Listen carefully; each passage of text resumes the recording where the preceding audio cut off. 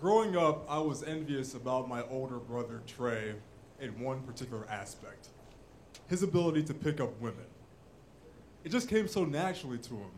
He was fearless in his approach. His lines were never cliche or cheesy. He would just say whatever came to mind. I remember once, as a manner of introduction, he said to a girl, "I bet you can't name all 7 dwarfs." And the girl was caught off guard. But he had her interest. And she actually tried. Yeah, there's sleepy, dopey, grumpy. This was the effect Trey had on women. Sometimes he wouldn't say anything at all. We were in a food court at a mall, and he went up to a girl's table, sat down across from her with his arm outstretched in an arm wrestling stance. He didn't say anything. And the girl accepted his challenge. All this without one word of dialogue. To me, my brother was gifted and talented when it came to the introduction, something I sucked at. I would put so much time and effort into an icebreaker that I would turn it into this big thing that it wasn't. Once the conversation got going, I was always fine. But it was the initial encounter which terrified me. And I knew why.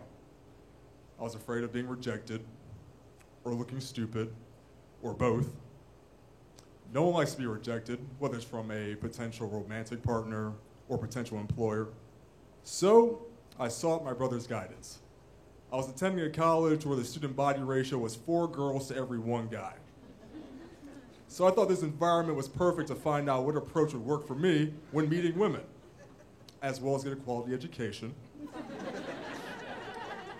And any advice my brother had for me, I thought could be useful. So one day at home, Trey and I were in the living room, and I said to him point blank, "Trey, what do you say to women? What is your method?"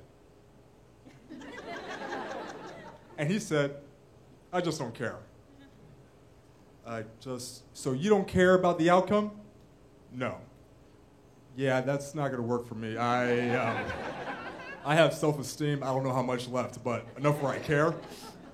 He's like, "Look, it just comes with practice." My dad, who overheard us talking, said, "Chancellor, what's the worst that could happen when you talk to a girl?" "I don't know." "The worst that could happen is she says no." "Yeah, you're right." "Son, you should never be afraid of rejection.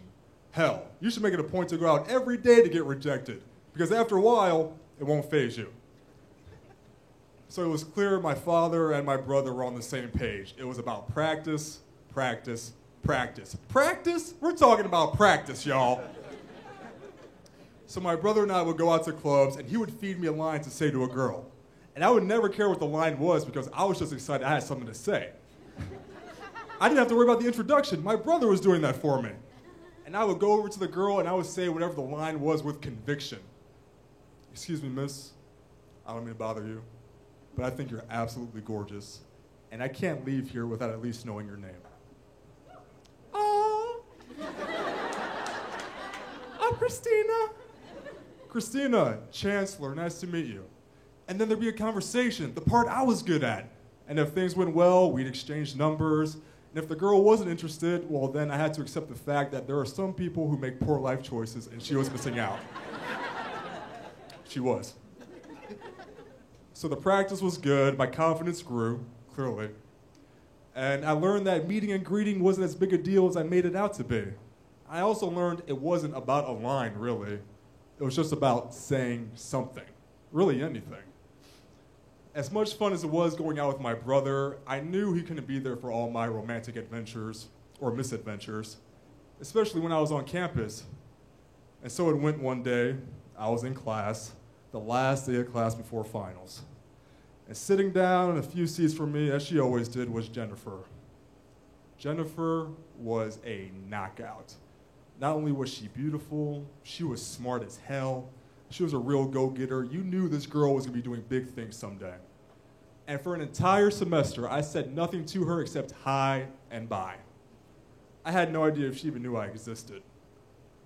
The professor dismissed the class, Jennifer stood up to go, and I followed her out the classroom. We were outside, and Jennifer stood by the door on her phone. And I started to make my way to my next class, and then I stopped. It was now or never. Next week were finals, and then it was winter break. I might not see Jennifer again. I turned around and I approached Jennifer, and I thought about my brother's nonchalant attitude and how it's not going to work for me because I really care how Jennifer is going to respond.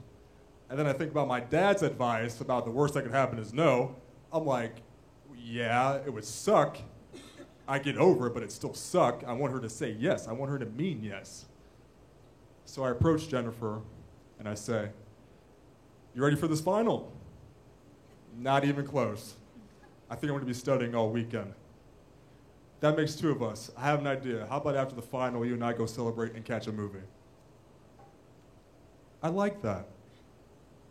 And we exchanged numbers. Wow. I had a date with Jennifer. I called my brother right away and I told him what happened, and he only had 2 words for me. My man.